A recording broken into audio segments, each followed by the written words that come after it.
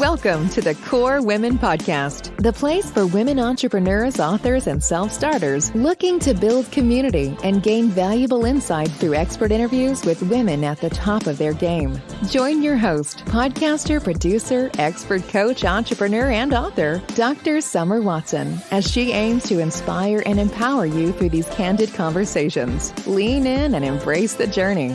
It's time to start the show. Here's your host, Dr. Summer Watson.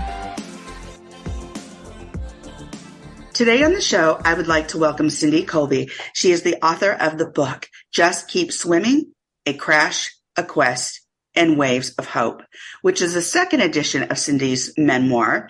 The original edition is entitled Struggling with Serendipity. Cindy Kolbe has been a lifelong disability advocate, directed a nonprofit, managed group homes, and taught literacy at a state institution.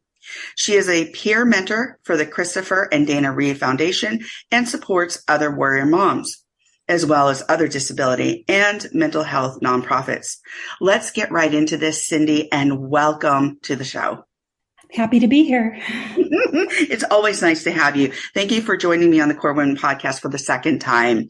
Cindy, before we get into the professional aspects of your journey, can you tell me the one word that defined your journey thus far? I think the best word is serendipity. It's always been my favorite word, but it's meant different things to me over the course of my story. Hence the title of my first book, Struggling with Serendipity, hints at my mental health issues. But then it also has been just a wonderful gift. Yeah. My next question was going to be, why that word? But it sounds like there were a lot of serendipitous moments and there was a lot of wisdom gained from those moments and a lot of things that you took from those moments that you continue to apply to your life today. Would you say that is correct? Oh, definitely. My story really begins, with the tragedy, with a car accident where I was driving, I fell asleep at the wheel, and when I woke up, my daughter was paralyzed from the chest down with a C6-7 spinal cord injury. So it begins with this nightmare, every parent's nightmare. Yet, it's not anything I could have imagined or understood at the time, soon after the accident. But it really has been true that over time, allowing for healing, allowing for grace, allowing for support from so many people, it is possible to get to a place where, where there's been so many changes and so many benefits in some ways that you couldn't imagine your life any other way. Right. Wow.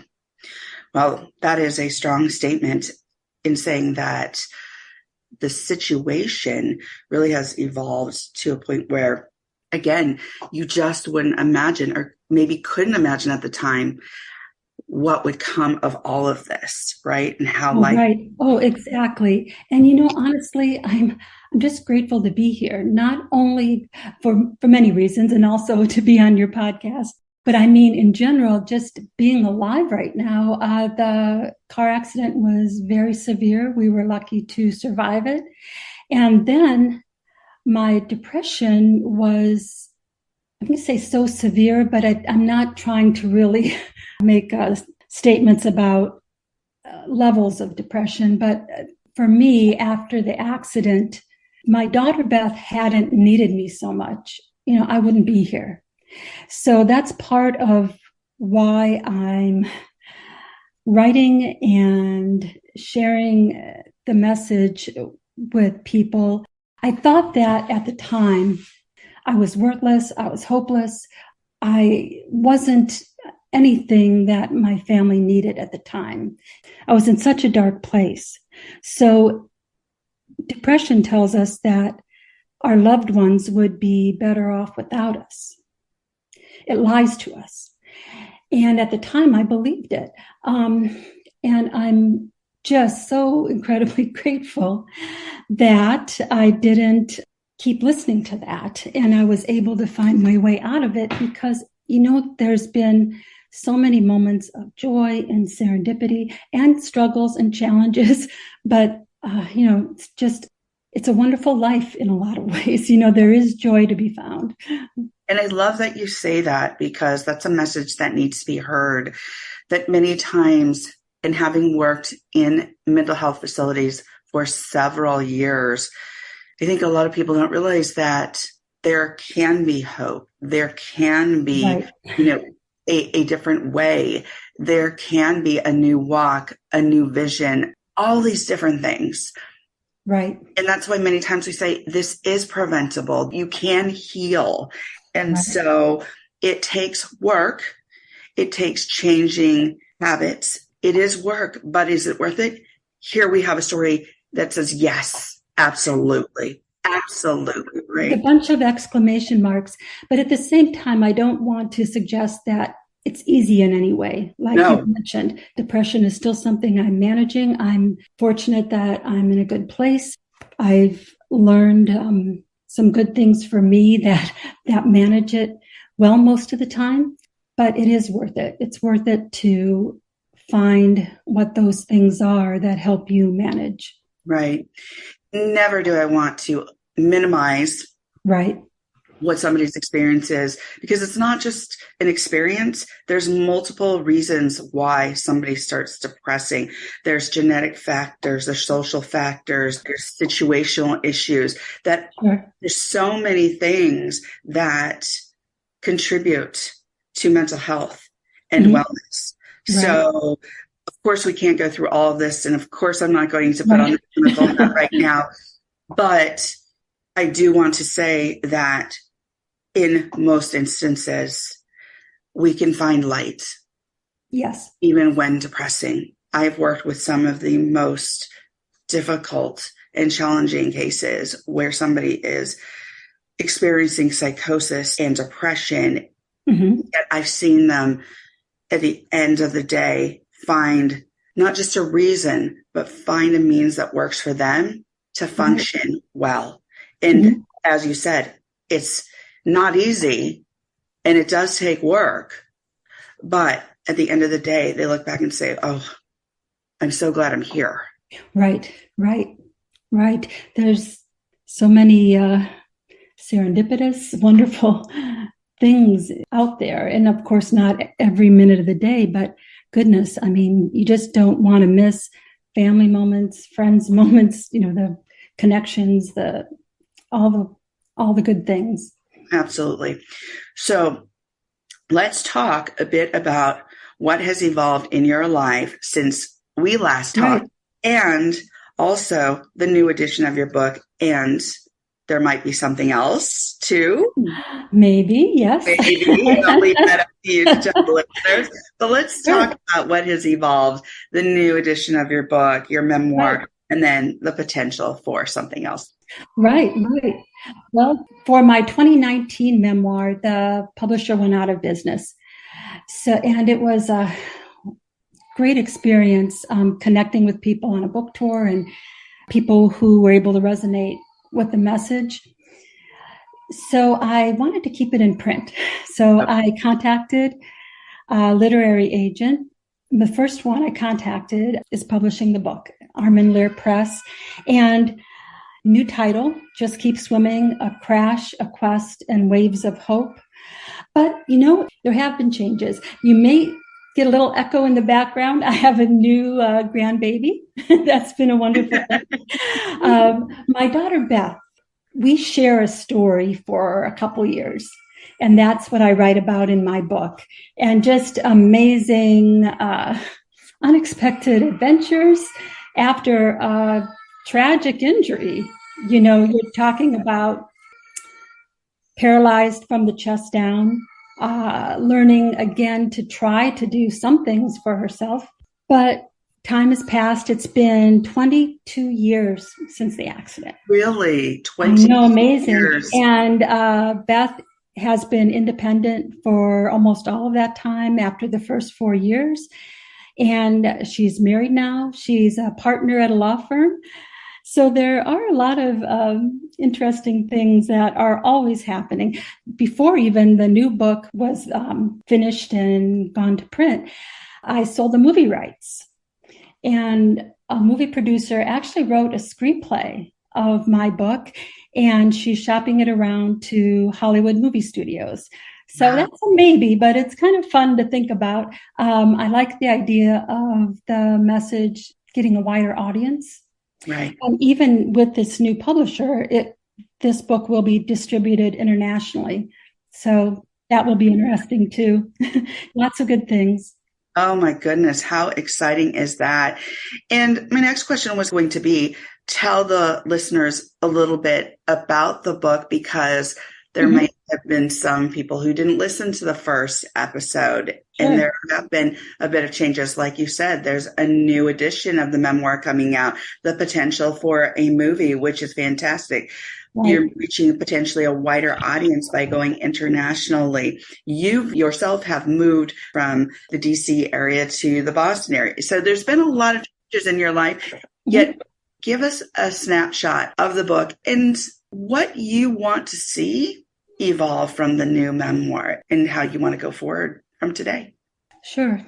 To give you a capsulated version of the book, it tells a story of my healthcare crisis, my daughter's paralysis, and the travels that carried us from a small town in Ohio to Seattle, Harvard, Capitol Hill, and around the world. You know, so many things we never expected.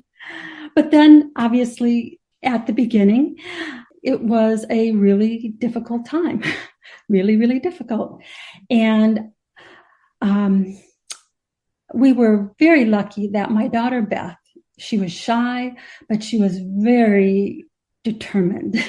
And she just decided that she was going to be independent again, even though nobody thought she could with her level of disability. So Beth is 14 years old at the time of the accident. And she's telling me, even the night of the accident, I'm okay. Everything will be okay. And she believes it. And she knows the night of the accident that she's paralyzed. And I am nowhere near that. I just feel sure that nothing is ever going to be okay again. So there's a time then where we're both reinventing ourselves. We're going on these crazy adventures around the world. And Beth gets accepted to Harvard, which was really not anything we expected. We lived in a small town in Ohio. So that changed our lives too. And she also, one of her goals early on was learning to swim, which was another one of those goals where nobody thought she could do it. Well, she did. And, you know, her legs drag, her hands can't cup the water, but she swims. She was the first woman on the Harvard women's swimming and diving team with a physical disability. And that was an amazing thing. Absolutely. And then the adventures continued and kind of took us to like the end of an era. There's a kind of a natural stopping point in the book where we've been transformed. Yes. And in good ways. And Beth can even say that, which is pretty amazing. So, you know, and I finally figure out that Beth was right the night of the accident. You know, everything really is okay. Yeah. I loved your story, how it has evolved, where you are today. Thank goodness. I'm so glad we're here today. I get to talk to you and for sharing your story and being so honest about it and your own serendipitous moments, but at the same time, how you struggled, but you've worked through that and you continue to work through that. Mm-hmm. So thank you for sharing that, because I think that's important for folks to hear. We all go through some things, right? Sure. And for me, a lot of times it's mindset. Where do I want to be? How long do I want to be in a feeling, an emotion? Right.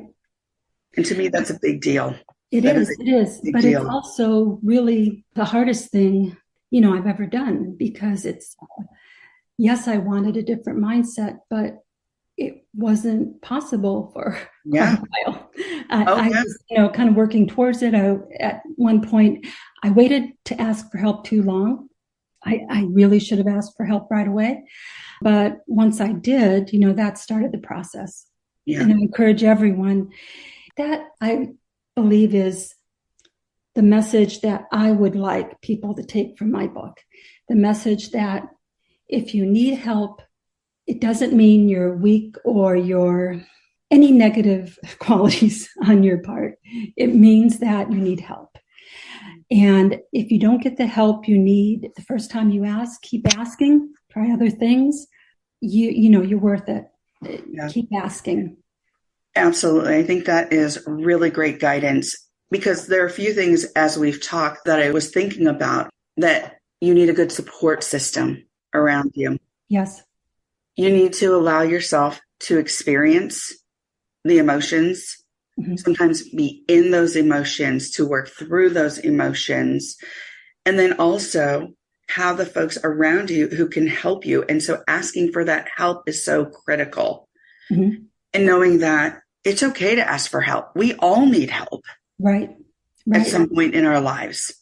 And I know that many times it can be difficult to ask for help. And it also can be difficult to recognize sometimes where we're at, to look objectively at how we're functioning, because we're in it at the moment. And so that's why the help is so nice, because maybe somebody else can be that objective point of view and say, hey, this is what I see happening. Right.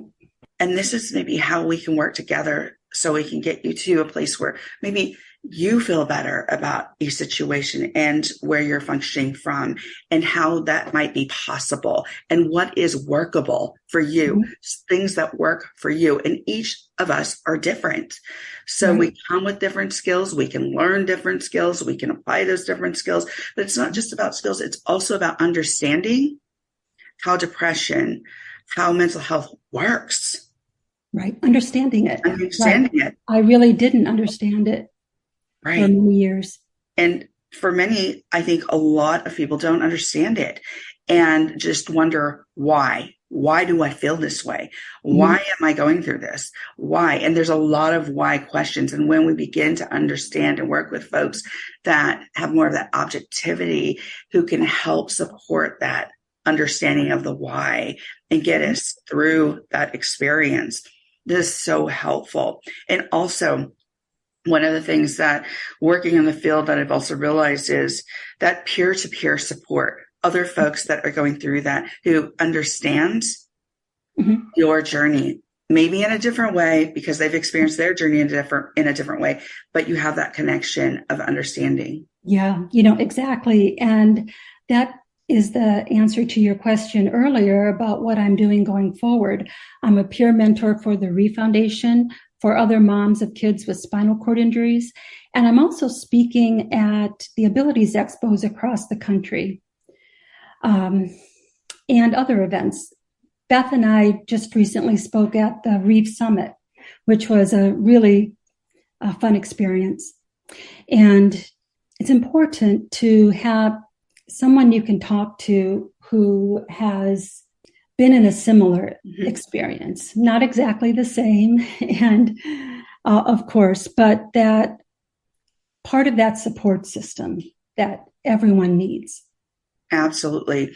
I love what you're saying here, Cindy, because I've worked with a lot of veterans as well. And I supported a nonprofit veteran organization. And what I learned, even being a military spouse for 21 years, it wasn't going to be me that was going to be the relatable one. It was going to be another veteran to a veteran. That veteran to veteran relationship was magic. Yes. Was the pill of sorts that really connected folks to getting to a place of healing, wellness. I was the resource. I was the resource to connect folks, to bring community together. And I knew that, working through and with veterans. And that was okay because I knew my place there, even though I had been through my own struggles and I had done other various things and, worked in the field. I also knew the need, that veteran peer-to-peer support.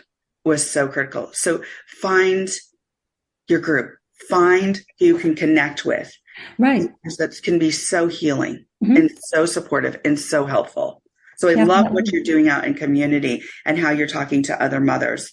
So thank you for doing that.